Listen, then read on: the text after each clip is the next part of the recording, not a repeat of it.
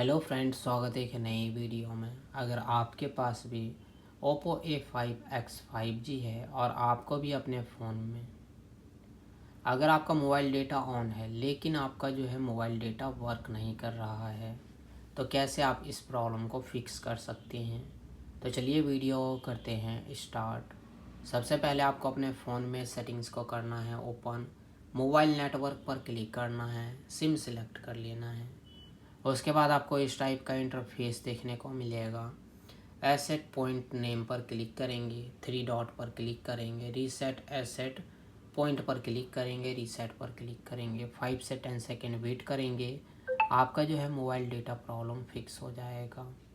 अगर फिर भी आपका प्रॉब्लम फिक्स नहीं होता है तो आप हमें कमेंट्स करके बता सकते हैं, मैं आपको रिप्लाई ज़रूर दूंगा।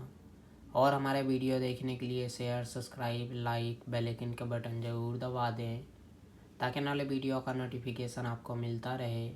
मिलते हैं नेक्स्ट वीडियो में एक नई टॉपिक के साथ। तब तक के लिए नमस्कार।